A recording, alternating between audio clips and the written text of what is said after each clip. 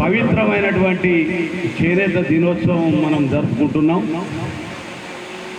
ఈ యొక్క చేనేత దినోత్సవానికి ఉన్నటువంటి చరిత్రను మనం ఈ సందర్భంగా మనందరం కూడా ఒకసారి నెమరు వేసుకోవాల్సినటువంటి అవసరం ఉంది.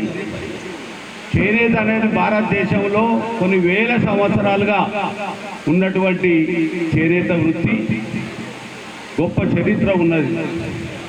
అయితే స్వతంత్రం రాకముందుకు బ్రిటిష్ పరిపాలనలో చేనేత కార్మికులను ఇబ్బందులు పెట్టి మొగ్గం నేస్తున్న చేతులను వేళ్లను నరికి నూలు దొరకకుండా చేసి ఎన్నో ఇబ్బందులు వాళ్ళ యొక్క బ్రిటిష్ వాళ్ళ మిల్లుల సరుకులు అమ్ముకోవడం కోసం ఈ చేనేత ఉండొద్దని చెప్పి వాళ్ళు ఎంతో ప్రయత్నం చేశారు.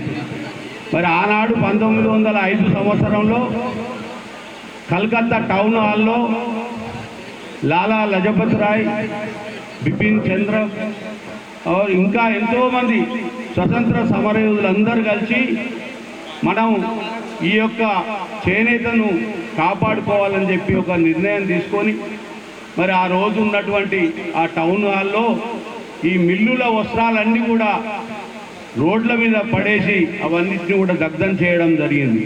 ఆనాటి నుంచి ఈ స్వదేశీ ఆందోళన ప్రారంభమైంది.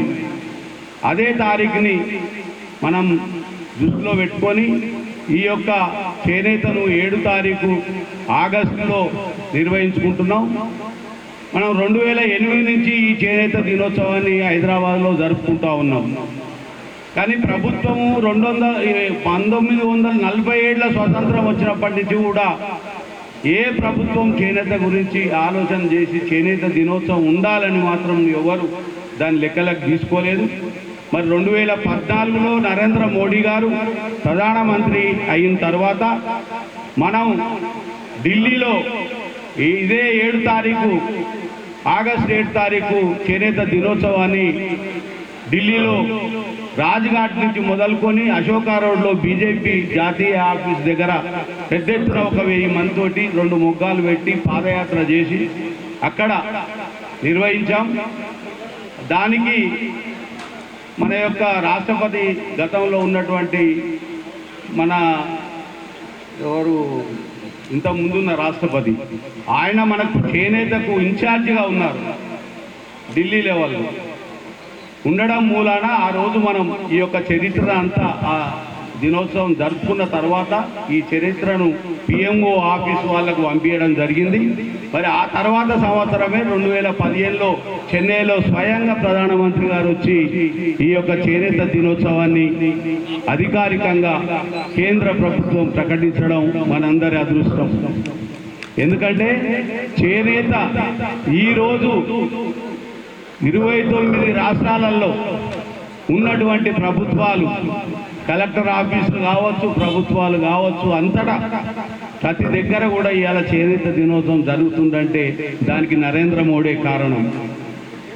ఎందుకంటే ఇష్టం ఉన్నా లేకపోయినా చేనేతకి ఏం చేస్తున్నాము, ఏమి ఇవ్వాలి, ఎట్లా ఉండాలనే దాని మీద ప్రతి ఒక్కరూ మాట్లాడే అవకాశాన్ని ఆ గొప్ప వ్యక్తి ఆ ప్రధానమంత్రి మన అందరికీ మన చేనేతకు కల్పించారు.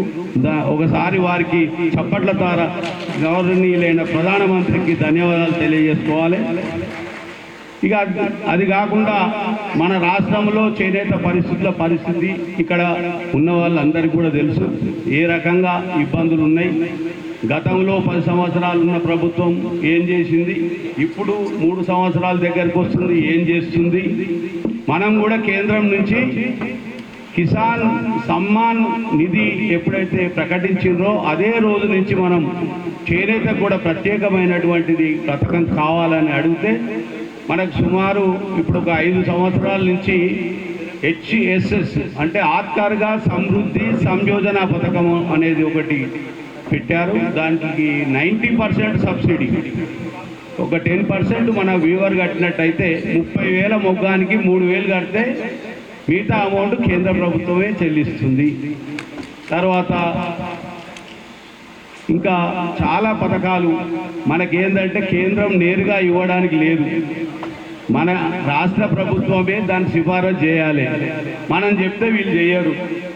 కేటీఆర్ దిగిపోయేటప్పుడు చేనేత మంత్రి ఉన్నప్పుడు ఏం చెప్పిండంటే 30,000 మొగ్గాలు ఫ్రీగా ఇస్తా అన్నాడు.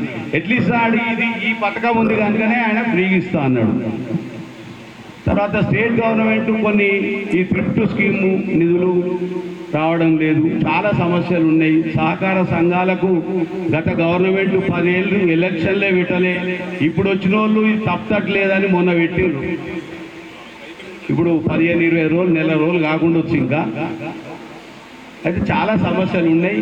అయితే ఈరోజు మనం ఒకటి ఆలోచన చేయాలి, మనందరం ఆ వృత్తిలో లేకున్నా ఉన్నా ఆ యొక్క కులంలో పుట్టినందుకు మన అందరం కూడా గ్రామాలలో ఎట్లా బతుకుండ్రో అని ఒకసారి మళ్ళీ చూసి వాళ్ళ సమస్యల కోసం ఆలోచన చేసి రాబోయే రోజులల్లో అటు కేంద్ర ప్రభుత్వం కావచ్చు, ఇటు రాష్ట్ర ప్రభుత్వం కావచ్చు, మన చేనేత బంధువుల యొక్క సమస్యల మీద మన అందరం కూడా ఏకమై మనం కొట్లాడి వాళ్ళ కోరికలను తీర్చడానికి మనందరం ముందుండి మనం ఈ కార్యక్రమాన్ని ముందుకు పోవాలని చెప్పి కోరుకుంటూ మీ అందరికీ నాకు ఈ అవకాశం ఇచ్చిన పెద్దలందరికీ కూడా ధన్యవాదాలు తెలియజేసుకుంటూ సెలవు తీసుకుంటున్నాను. భారత్ మాతాకి జై.